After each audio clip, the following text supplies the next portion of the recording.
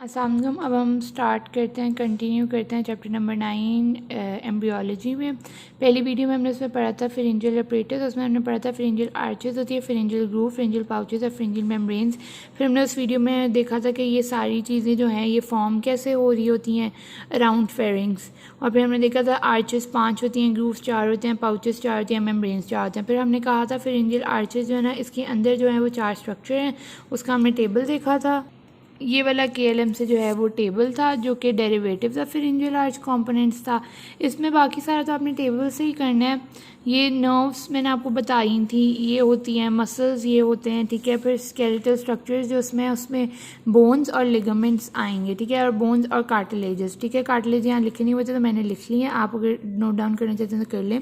Ligaments तो वही आपने इनके याद रखने हैं, बोन्स में इसकी यही है। और इसमें कार्टिलेज जो है ना, फर्स्ट फेरिंजियल आर्च का आपने कहना है मैकल्स कार्टिलेज, और वो ऑसिफाई होकर मेलियस बना देते हैं।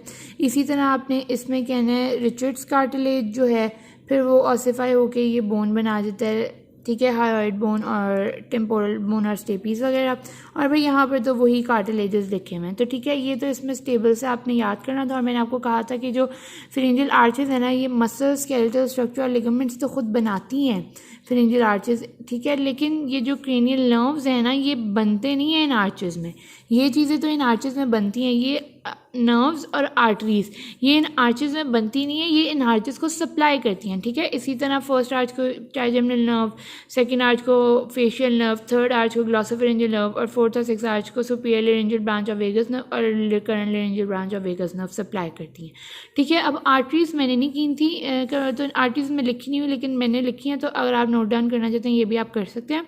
इसमें क्या है, आपने कहना है फर्स्ट आर्च जो है उसको मैक्सिलरी आर्टरी सप्लाई कर रही है, सेकेंड आर्च को स्टेपीडियस आर्टरी, थर्ड आर्च को राइट कॉमन कैरोटिड आर्टरी, और फोर्थ आर्च को सप्लाई करती है proximal part of right subclavian artery और some part of arch of aorta. Sixth वाली को आर्टरी सप्लाई नहीं करती क्योंकि उसके इतने डेरिवेटिव ही नहीं है, तो उसको आर्टीरियल सप्लाई, ब्लड सप्लाई की ज़रूरत ही नहीं होती, ठीक है। अब हम common carotid artery right side की और सबक्लेवियन आर्टरी, इसको थोड़ा सा देख लेते हैं। इसमें हम कहते हैं कि ये हमारे पास जो होती है आर्च ऑफ एओर्टा है, ये असेंडिंग एओर्टा है, ये डिसेंडिंग एओर्टा है, ठीक है। ये राइट साइड है, ये लेफ्ट साइड है। अब हम कहते हैं आर्च ऑफ एओर्टा जो है ना, वो दो ब्रांचेस देती है, राइट साइड पे भी 2 ब्रांचेस देती है, लेफ्ट साइड पे भी 2 ब्रांचेस देती है। वो कौन सी है, कॉमन कैरोटिड आर्टरी और सबक्लेवियन आर्टरी।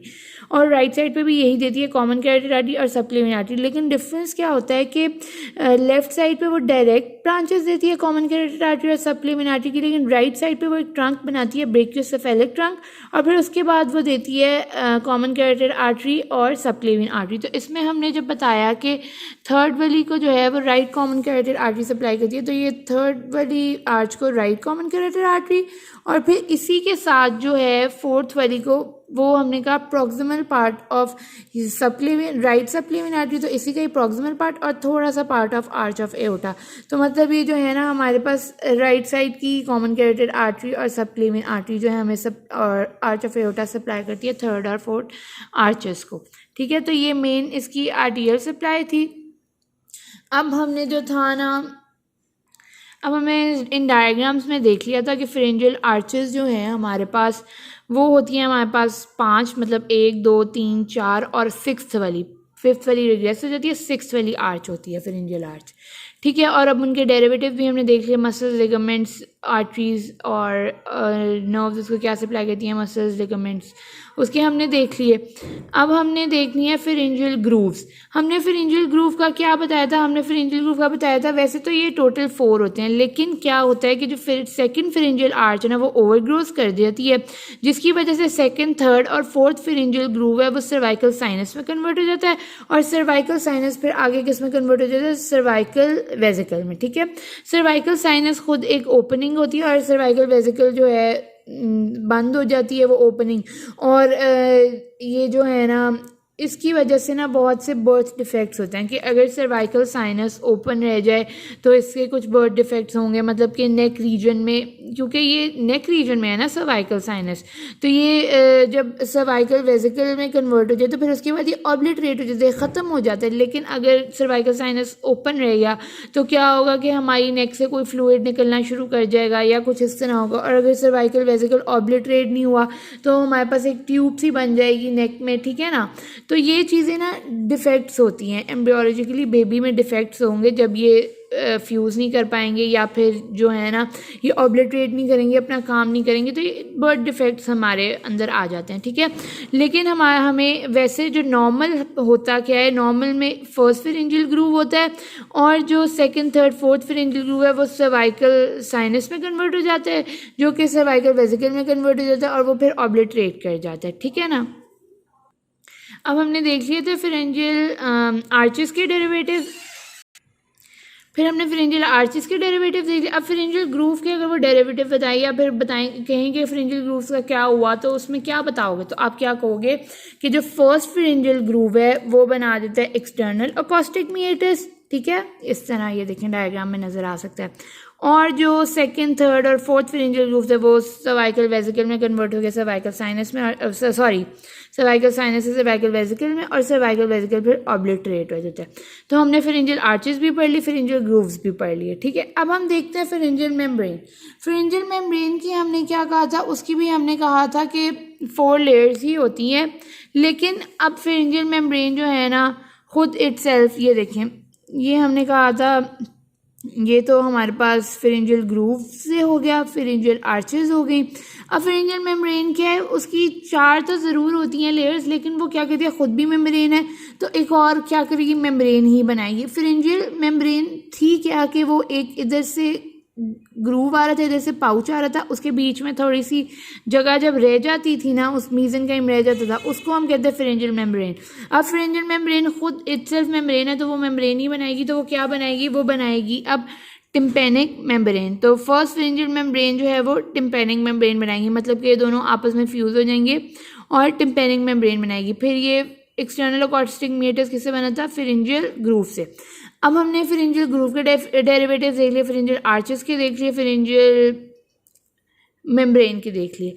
अब हमने किसके डेरिवेटिव्स देखने हैं, अब हमने देखने हैं फेरेंजियल पाउचेस के। अब हमने क्या कहा था, फेरेंजियल पाउचेस भी 4 होते हैं। अब उनके डेरिवेटिव्स, अब ये देखो फेरेंजियल पाउचेस ना ये हैं अंदर की तरफ जो बन रहे हैं, तो हम देख सकते हैं जैसे कि फेरेंजियल पाउच हम आपको दिखाते हैं,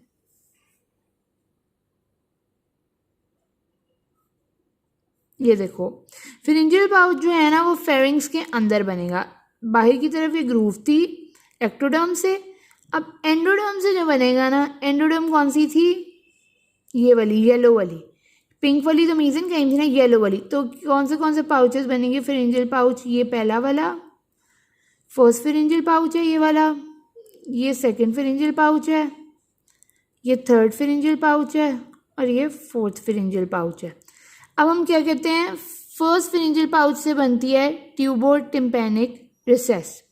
क्या बनती है फर्स्ट फेरेंजियल पाउच से, ट्यूबोटिम्पैनिक रिसेस। फिर हम कहते हैं कि सेकंड फेरेंजियल पाउच से क्या बनती है, पैलेटाइन टॉन्सिल। ये देखिए यहाँ पे हम देख सकते हैं, ये हमारे पास एक्सटर्नल अकॉस्टिक मीएटस था, ये किस से बना था, फेरेंजियल ग्रूव से। टिम्पैनिक मेम्ब्रेन जो कि बनी फेरेंजियल मेम्ब्रेन से। अब हमारे पास ट्यूबोटिम्पैनिक, ये देखो ट्यूबोटिम्पैनिक रिसेस थी ये, ठीक है, जो कि हमारी बनी किससे, फर्स्ट फेरेंजियल पाउच से। अब सेकंड फेरेंजियल पाउच से बनता है पैलेटाइन टॉन्सिल। ये देखें सेकंड फेरेंजियल पाउच, इससे ये बन गया हमारा इर्द गिर्द पैलेटाइन टॉन्सिल। अब थर्ड और फोर्थ फेरेंजियल पाउचेस पे आते हैं। अब हम कहते हैं जो थर्ड फेरेंजियल पाउच और फोर्थ फेरेंजियल, इनके ना दो पार्ट्स होते हैं। एक इनका पार्ट होता है डॉर्सल बर्बल पार्ट और एक उसका पार्ट होता है वेंट्रल पार्ट। इसका भी ये डॉर्सल बर्बल पार्ट और वेंट्रल पार्ट। अब क्या होता है कि इसका जो डॉर्सल बर्बल पार्ट है ना थर्ड फेरेंजियल पाउच का, वो बनाता है इंफीरियर पैराथायरॉयड ग्लैंड, ठीक है। अब आप ये सोच रहे होंगे, और इसका जो डॉर्सल बर्बल पार्ट है वो बनाता है सुपीरियर पैराथायरॉयड ग्लैंड, ठीक है।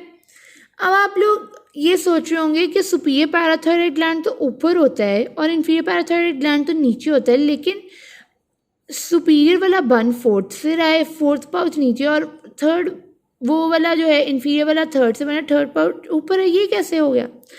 तो ये इस तरह होता है कि अब इसका डॉर्सल पार्ट से तो इन्फीरियर पैराथायरॉयड ग्लैंड है, लेकिन इसका जो वेंट्रल पार्ट है ना, इसके वेंट्रल पार्ट से बनता है थाइमस, ठीक है, थाइमस। अब क्या होता है, थाइमस जो होता है ना उसने आना होता है नीचे, तो जब थाइमस नीचे आएगा तो इन्फीरियर पैराथायरॉयड उसके साथ नीचे आएगा, क्योंकि ये एक ही फेरेंजियल पाउच है। तो ये जब नीचे आएंगे ना तो ये सुपीरियर पैराथायरॉयड ऊपर हो जाएगा, और फिर इसका जो वेंट्रल पार्ट है ना फोर्थ फेरेंजियल पाउच का, उससे बनती है अल्टीमो फेरेंजियल बॉडी। तो क्या होगा, इसमें ये नीचे आ जाएगा तो ये सुपीरियर पैराथायरॉयड ग्लैंड होगा, अल्टीमो फेरेंजियल बॉडी होगी, सुपीरियर इन्फीरियर पैराथायरॉयड ग्लैंड होगा, और फिर थाइमस होगा। ये इस तरह इसमें देख लेते हैं हम कि ये तो फर्स्ट फेरेंजियल पाउच था जिससे ट्यूबर टिम्पैनिक रिसेस बनी थी, सेकंड फेरेंजियल पाउच से पैलेटाइन टॉन्सिल। अब थर्ड और फोर्थ फेरेंजियल पाउचेस से क्या बना है, अब ये थर्ड फेरेंजियल पाउच इधर था तो वो नीचे आ गया, तो उसमें इन्फीरियर पैराथायरॉयड ग्लैंड और थाइमस, और फोर्थ फेरेंजियल पाउच जो था उसमें सुपीरियर पैराथायरॉयड ग्लैंड, ठीक है, और अल्टीमो फेरेंजियल बॉडी। तो ये हमने क्या कंप्लीट कर लिया, फेरेंजियल आर्चेस और उनके डेरिवेटिव्स हमने देख लिए थे, फेरेंजियल ग्रूव्स और उसके डेरिवेटिव्स हमने देख लिए थे, ठीक है, फेरेंजियल मेम्ब्रेन और उसके डेरिवेटिव हमने देख लिए थे, फेरेंजियल पाउचेस और उसके डेरिवेटिव्स हमने देख लिए थे। फर्स्ट पाउच का डेरिवेटिव ये है, सेकेंड पाउच का डेरिवेटिव ये है, थर्ड पार्ट का डॉर्सल पार्ट का ये है और वेंट्रल पार्ट का ये है, और फोर्थ के डॉर्सल पार्ट का ये है और वेंट्रल पार्ट का ये है, ठीक है। और ये हमारा डायग्राम। तो हमारे पास फेरेंजियल अपरेटस जो है अब वो कंप्लीट हो गया, जिसमें हमने pharyngeal arches, pharyngeal grooves, pharyngeal pouches और फेरेंजियल मेम्ब्रेन्स देख लिए।